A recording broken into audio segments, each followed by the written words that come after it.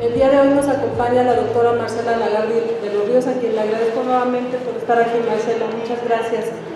Y pues más que hacer una semblanza de ella, que es muy rica y muy extensa, y en aras de darle mayor tiempo para lo que sin duda será una enriquecedora conferencia, pues solo me permito comentarles que invitamos a Marcela Lagarde a este ciclo porque ella ha sido fundamental en los avances que podemos tener las mujeres en la ciudad y en el país y en otras partes del mundo.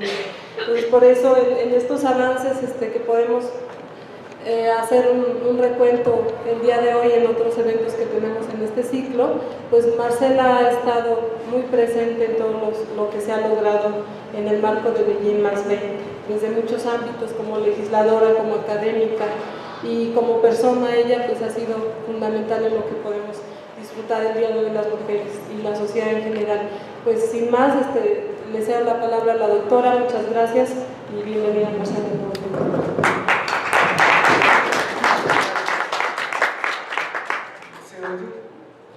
Yo llevo audífonos y no sé allá qué pasa. ¿Sí? ¿Se oye bien? Bueno, pues muchas gracias por venir en una hora tan acalorada.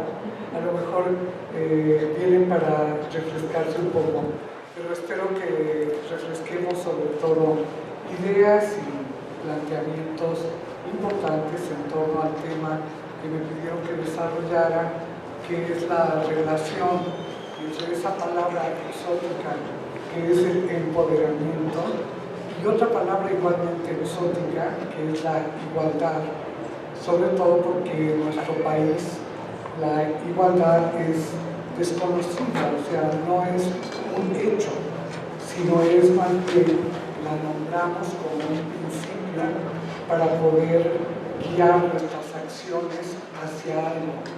Y decimos, en esta construcción de la que hablaba Aurelia, que trabajamos y nos esforzamos muchas personas y organizaciones de la sociedad civil, de los medios de comunicación, personas en distintos grados de responsabilidad gubernamental, en las instituciones de educación, en las académicas, en fin, en muy diversos ámbitos, trabajamos para ir eliminando, ese es el primer punto clave, ir eliminando aspectos legales, por ejemplo, costumbres, usos y costumbres, normas, prácticas sociales marcadas por una visión sobre las mujeres como seres inferiores.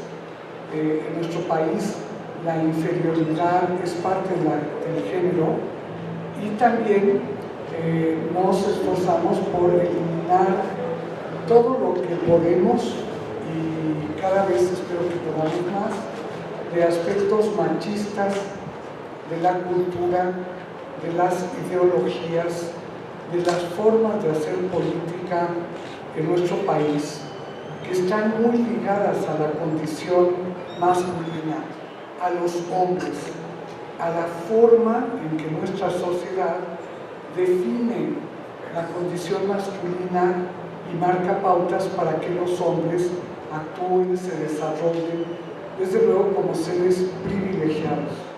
Todos los hombres, no vayan ustedes a creer que solo uno, o dos, o tres, todos tienen privilegios como género y también tienen prácticas, usos y costumbres enormemente machistas y misóginos.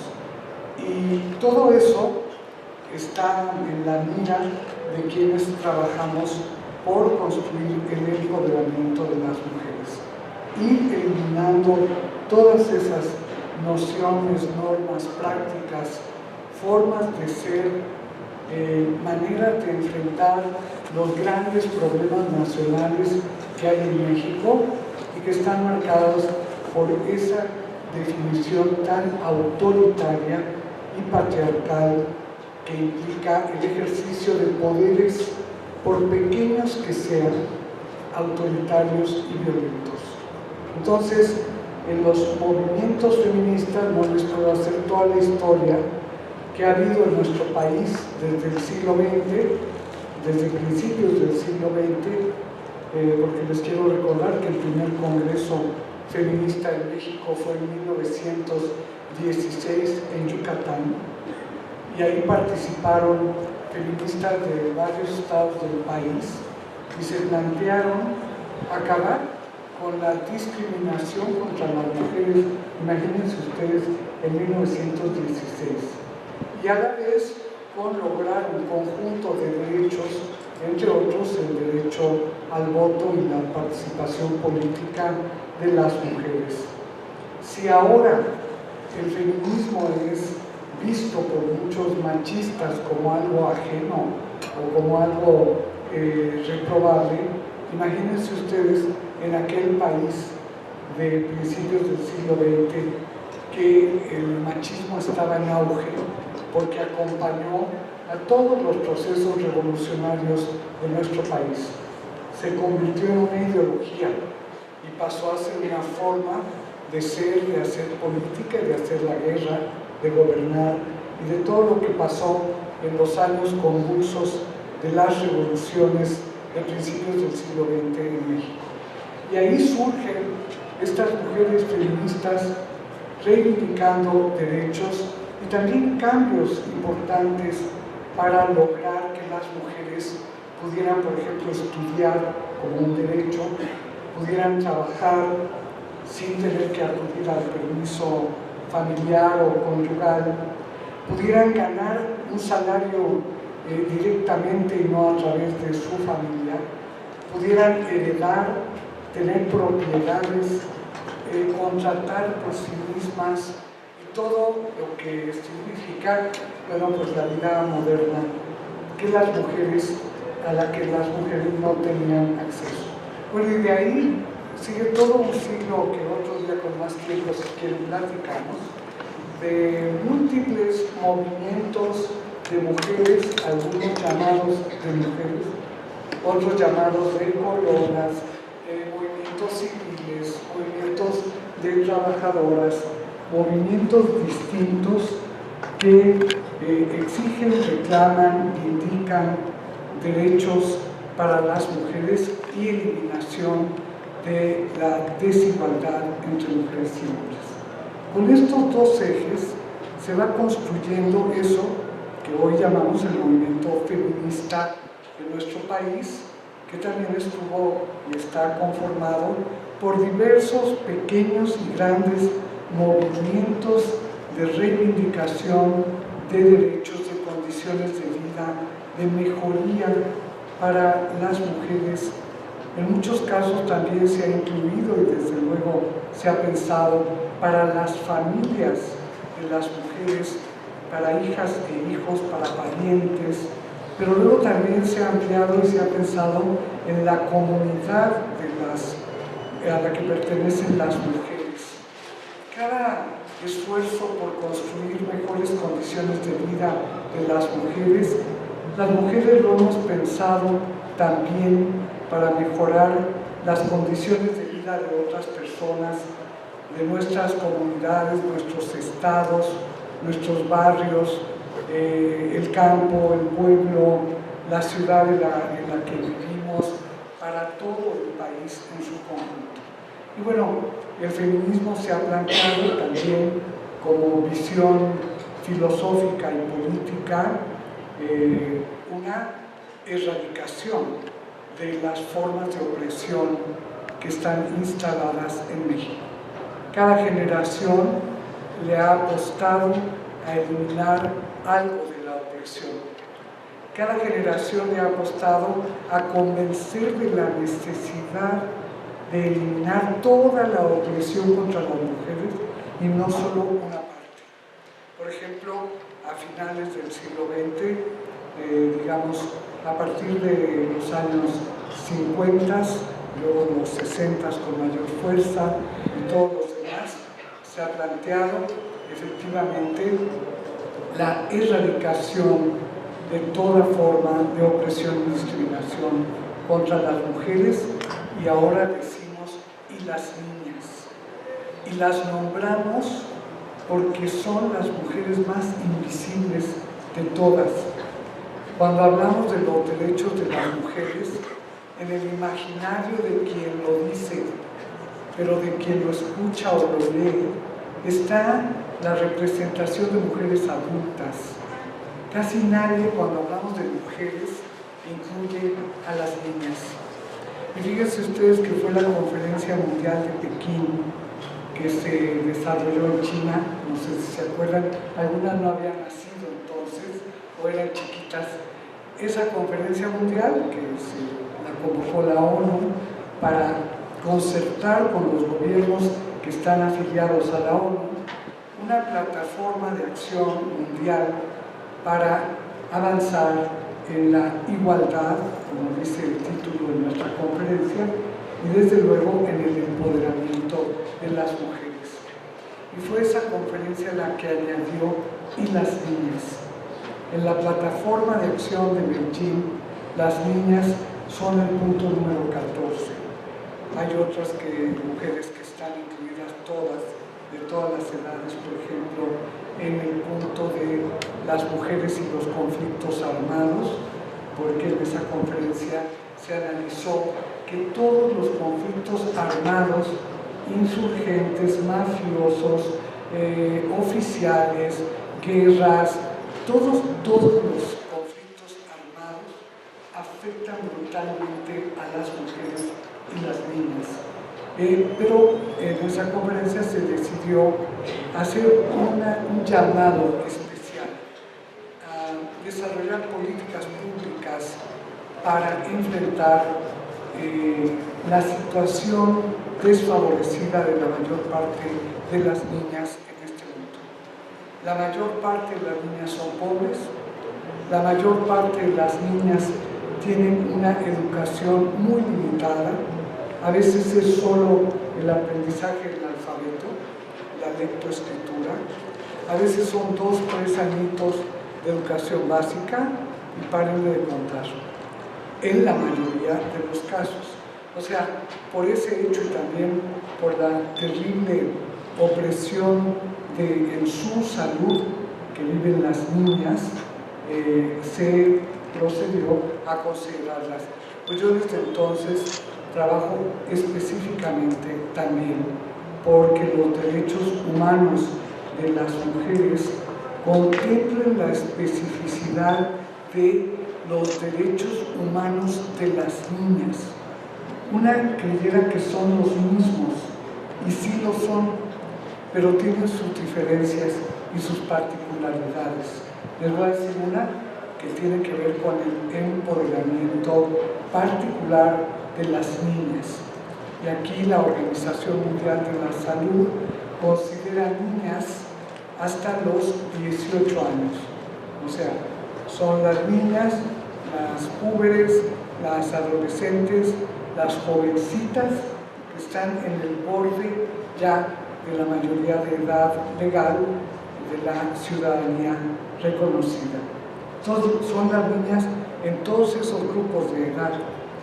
Y además de los graves problemas que he mencionado, por ejemplo, la educación, por ejemplo, la violencia que reciben y otros más, es que las niñas de estas edades, las del medio, digamos, son las que están expuestas a mayores riesgos.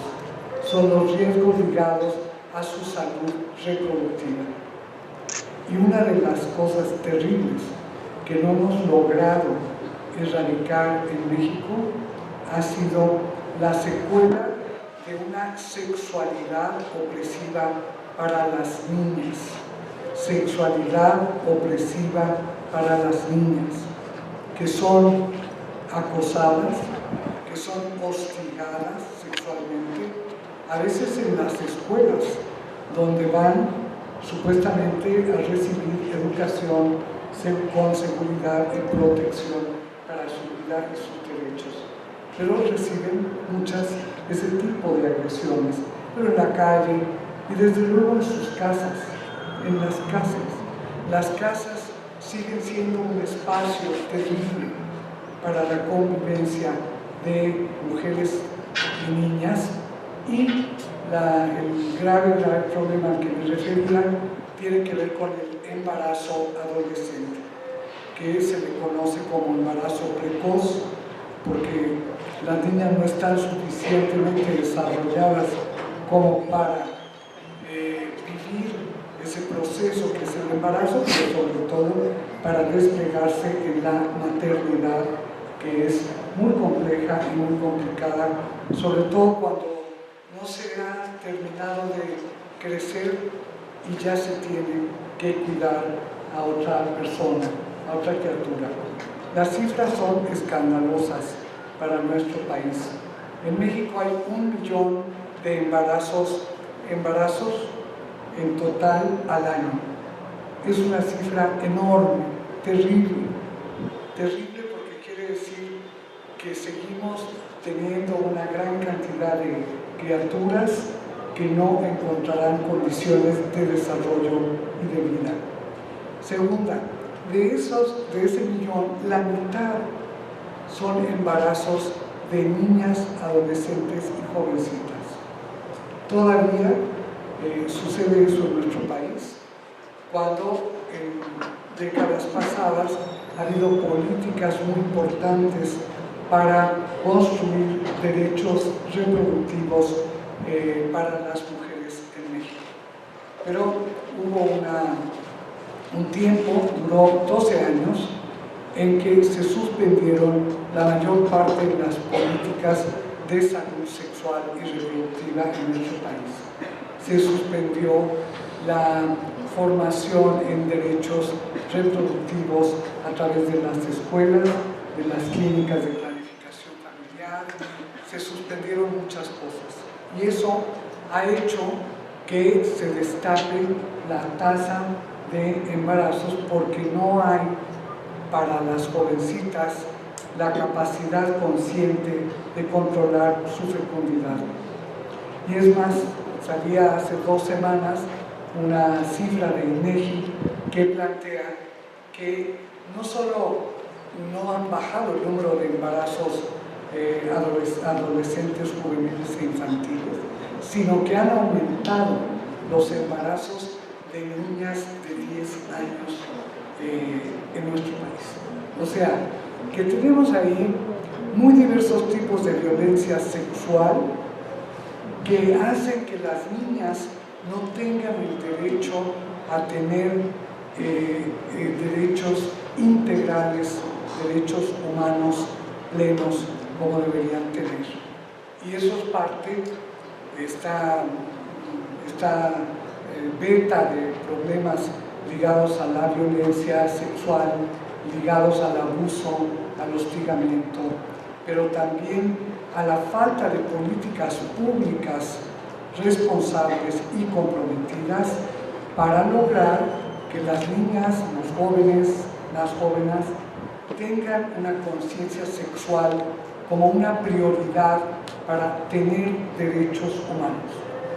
Dice, y la venía leyendo en el camino, refrescándome con mi amiga querida, la doctora Aldaface, otra feminista maravillosa, tica, de Costa Rica, defensora de los derechos humanos de todas nosotras. Ella dice que la igualdad se ha ido transformando en la conciencia de quienes estamos en los movimientos civiles, feministas, de mujeres y por los derechos humanos. Y al principio solo decíamos igualdad, y es cierto, yo me acuerdo que así decíamos, nada más igualdad, pero luego lo cambiamos por un concepto nuevo, muy práctico y muy importante, que fue y ha sido durante 15 años un concepto válido en la vindicación social y en la política de gobierno, el concepto de igualdad de oportunidades. Ya no la igualdad a secas, sino que las mujeres, las niñas, tengamos igualdad de oportunidades en relación a las oportunidades privilegiadas de los hombres, por ejemplo, en nuestro país. Y entonces se ha buscado que haya acceso de las mujeres al empleo, a la educación, al salario, que haya, por ejemplo, igualdad salarial, y quiero decir que no se ha logrado, que todavía en México muchas mujeres ganamos las 3/4 partes de lo que gana un hombre, o incluso la mitad por el mismo trabajo, y que esa desigualdad se vive como si no pasara nada, y pasa todo, porque ahí se rompe el concepto de igualdad de oportunidades. Tenemos que tener igualdad de oportunidades salariales, y así como esas más. Y llega Alda Facio a la actualidad y plantea el tema, como está planteado desde una convención muy importante que hubo mundial, la Convención para la Eliminación de todas las formas de discriminación contra la mujer, así se decía, y es la CEDAW, así la conocemos, donde se lanzó este concepto, pero ya no como igualdad de oportunidades, ni igualdad a secas, sino se le llamó igualdad sustantiva. Y dice Alda Facio, la igualdad sustantiva está conformada por varios componentes y está enmarcada en el para qué. ¿Para qué queremos igualdad sustantiva? La queremos, dice esta experta, la queremos para poder lograr que las mujeres no estén un escalón más abajo que los hombres, que sus hermanos, que sus novios, que sus padres, que sus dirigentes juveniles, que sus dirigentes políticos, que sus compañeros de trabajo, sino que pueda haber una igualdad en el espacio donde se desarrollan las mujeres, donde viven, trabajan, actúan las mujeres. Y esta igualdad requiere un compromiso institucional para que pueda desarrollarse. Si no hay políticas de gobierno para la igualdad no se produce por generación espontánea. Quisiera que eso nos quede claro. No podemos decir, esto ya está cambiando, ya va a cambiar más, y en unos añitos vamos a estar ya pelo a pelo, no es así. Al contrario, a veces perdemos condiciones que hemos logrado y no avanzamos. A veces se retrocede. Entonces Alda Facio y las teóricas plantean que la igualdad sustantiva es entre mujeres y hombres, pero requiere la intervención del Estado, de las instituciones. Y muchas mujeres como nosotras, como las que están allá afuera, afortunadamente comprando libros, espero que los leamos todas, muchas mujeres somos muy anti-Estado, somos muy anti-institucionales, en parte porque somos modernas y queremos todo aquí y ahora, pero lo queremos sin la intervención de las instituciones. Porque no estamos de acuerdo con esas instituciones, porque hay un partido en el poder que permea con su política todo, y ese partido no es de mi conveniencia, porque, y acabamos estando en contra de acciones gubernamentales que yo pienso, con todo respeto, no solo deberíamos estar de acuerdo, deberíamos exigir que las instituciones cumplan con su papel obligatorio en ese principio de la igualdad sustantiva que se complementa, lo dice así Alda Facio, con la búsqueda, la construcción cotidiana de los derechos humanos de las mujeres, digo yo, y de las niñas, decimos, mucha gente. Ese es el concepto de igualdad que trabajamos y que está en documentos. En nuestro país les recomiendo que busquen en internet tal vez. Tenemos una ley de igualdad entre mujeres y hombres. Léanla, conózcanla, empápense de ella hagan un pequeño círculo de estudios con sus cuatas, con sus cuates, inviten a sus colegas a conocer por qué hemos debido hacer una ley para favorecer la igualdad. Mucha gente no se da cuenta de que vivimos en desigualdad, o piensa que es natural, o piensa que ya ni modo, que es nuestra cruz y que no podemos hacer nada, y que siempre ha existido la desigualdad. Y con ese tipo de justificaciones, pues aguantamos mucho y no acudimos a hacer cosas que serían importantes. Una cosa importante para construir la igualdad entre mujeres y hombres es que quienes tenemos mejores condiciones de vida, de educación, de trabajo, hagamos un esfuerzo por impulsar el cumplimiento de esas leyes y convoquemos a otras mujeres, hombres, jóvenes que no tienen la oportunidad que hemos tenido nosotros a que conozcan sus derechos, a que entiendan de qué se tienen que cuidar, qué tienen que favorecer, qué cosas les van a echar a perder la vida si no se vacunan contra ellas. Les cuento una vacuna que hay que ponerse. Bueno, aquí no veo a muchas chavas de 12 años. ¿Alguna tiene 12 años? ¿Menos? ¿15? 14, 13, no vinieron, están en otra onda, ¿verdad? Bueno, entonces las adultas, es lo que estaba yo diciendo, y las personas responsables de otra generación, tenemos que propiciar que esas que no vinieron reciban la vacuna para estar fuera de peligro con el papiloma, el virus de papiloma humano. Esa vacuna hay en México, está superprobada, la pueden distribuir las instituciones de salud y si no hay que exigirlo y tacatán. ¿Para qué sirve? Pues para que no tengan el virus del papiloma humano. Es la epidemia sexual más generalizada en las jóvenes de México. ¿Quieren que se lo diga otra vez? ¿Quiénes tienen hijas de 12, 13, 14? Alcen la mano. Ya apareció una, yo decía tampoco están aquí. Acá otra.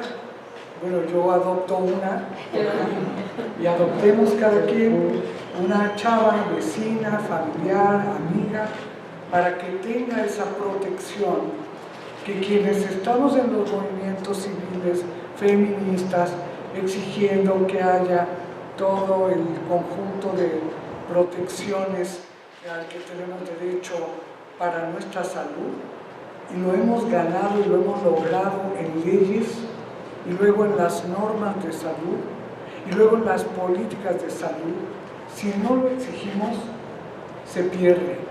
Alguien se lleva las vacunas, alguien las vende en el mercado negro, o sea, ya lo sabemos, y las chavas se quedan sin vacuna. ¿Y saben qué pasa después del papiloma? Es posible que se desarrolle cáncer cervicouterino y probablemente de ovarios. Entonces, antes no teníamos la vacuna, ahora la tenemos. Trabajar por la igualdad implica hacer vivos los derechos que ya tenemos y no pensar que son letra muerta. Por favor, no lo digan, no lo piensen, no son letra muerta. Atrás de cada derecho escrito debe haber chavas, mujeres que reclamen la vigencia de ese derecho. Entonces, bueno, pueden ser solas, individualmente, en su espacio en el que se mueven, pero puede ser también de forma organizada. Ustedes pueden organizar un círculo de estudios a la vieja usanza, a la nueva usanza, leer bibliografía feminista que habla de tantas maravillas para mujeres y hombres, que buscamos la igualdad, que no estamos de acuerdo con la desigualdad, la violencia, la discriminación, pero que encontramos en esa fuente filosófica y política del feminismo vías, caminos, ideas, propuestas para ir erradicando la discriminación, la desigualdad, las condiciones precarias de vida, la falta de derechos.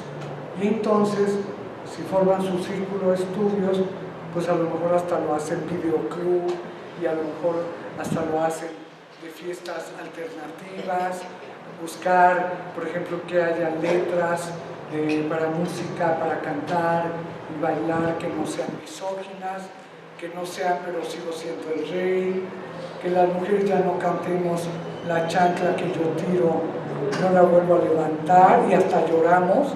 Digo, no puede ser que seamos conscientes de la terrible tradición machista y patriarcal de la que venimos y que dejemos de continuarla.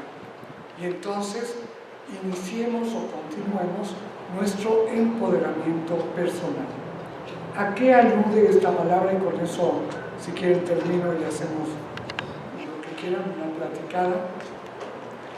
El empoderamiento alude, lo voy a decir en una palabra más fácil, a la que estamos más acostumbradas, alude al fortalecimiento.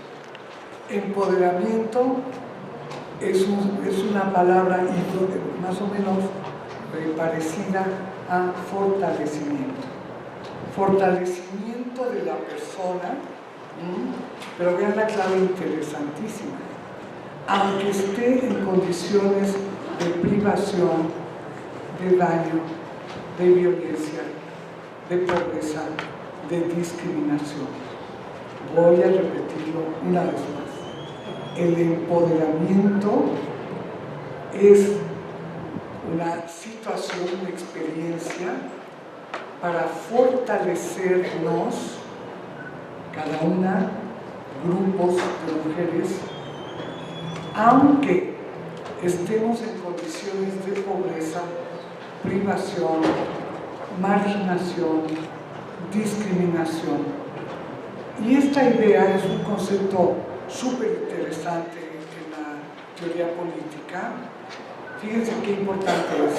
No plantea que ya que cambie toda la situación social, que tengamos un país habitable, lindo, maravilloso, donde no haya violencia política, donde no desaparezcan chavos de la noche a la mañana como en Ayotzinapa, donde no maltraten a las defensoras de los derechos humanos. Un país lindo que no tenemos que esperar hasta ese momento, o cada una en su vida no tendrá que esperar hasta que salga de este problema, hasta que vea la luz en aquella otra cosa, hasta que pase esa parte conflictiva o desagradable de su vida, sino precisamente el empoderamiento implica adquirir capacidades o desarrollarlas para enfrentar en mejores condiciones los problemas de la vida.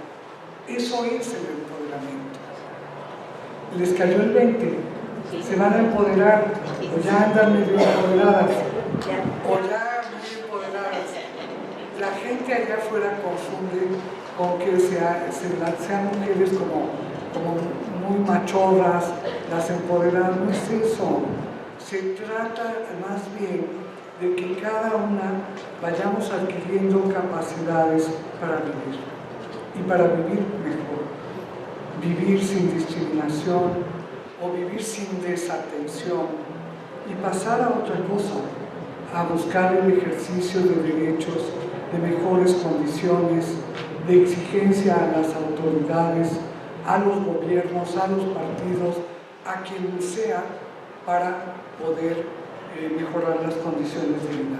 Empoderarnos es un proceso, no se da de la noche a la mañana, pero sí pasa por desarrollar conciencia de género, conciencia de que no somos seres inferiores las mujeres, ninguna, ni yo, ni las que me caen mal.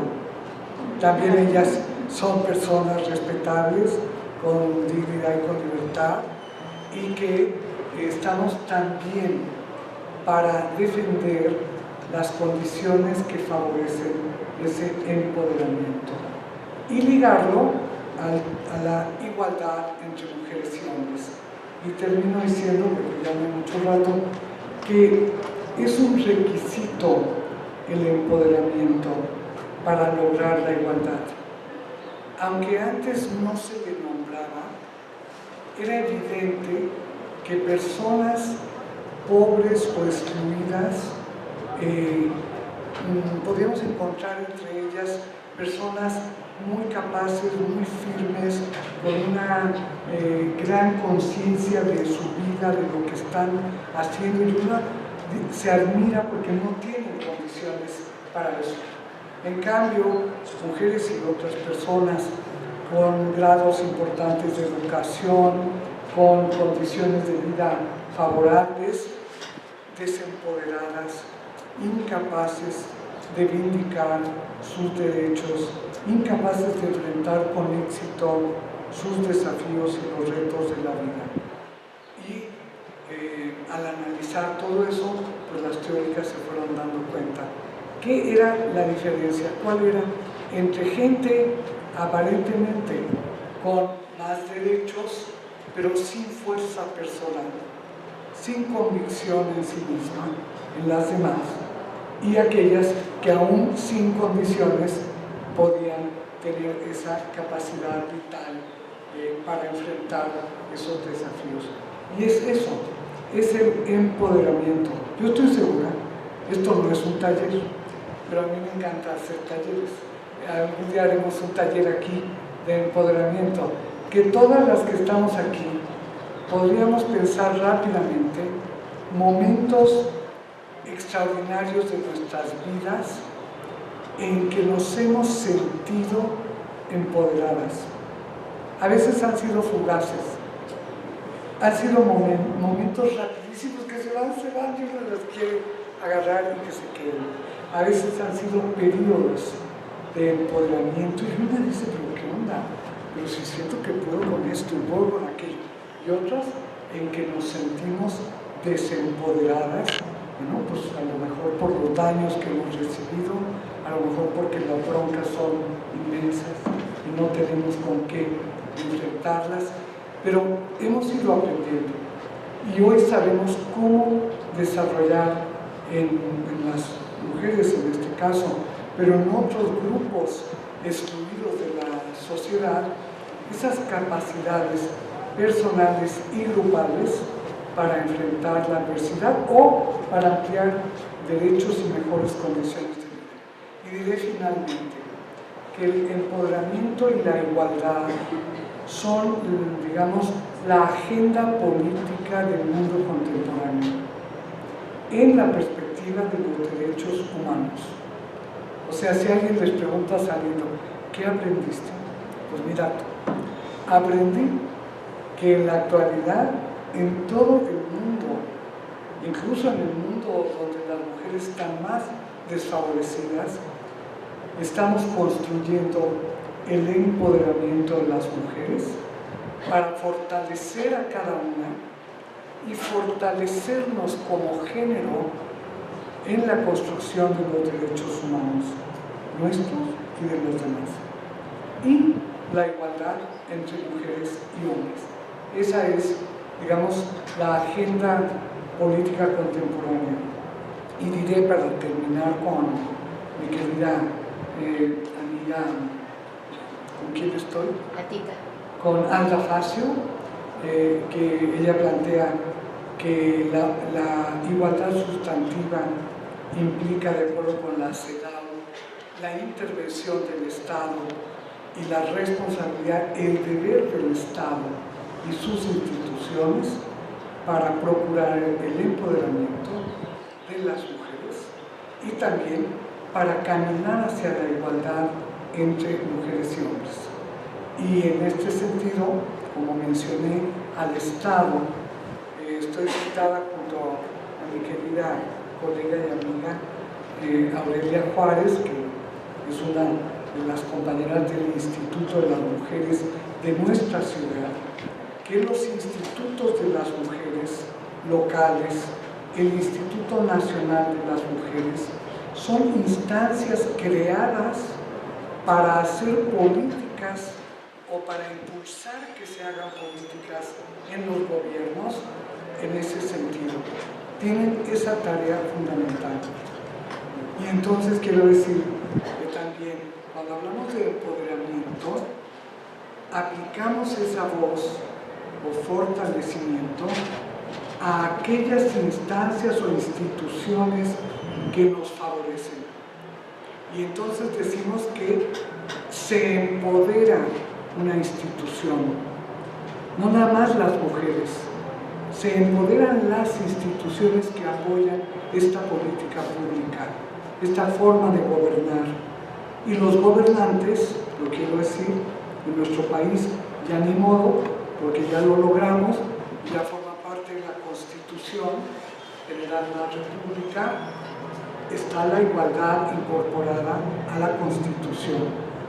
Yo lo decía hace un rato, yo nací con una Constitución sin igualdad y han tenido que pasar varias décadas para que ahora tengamos una Constitución con igualdad.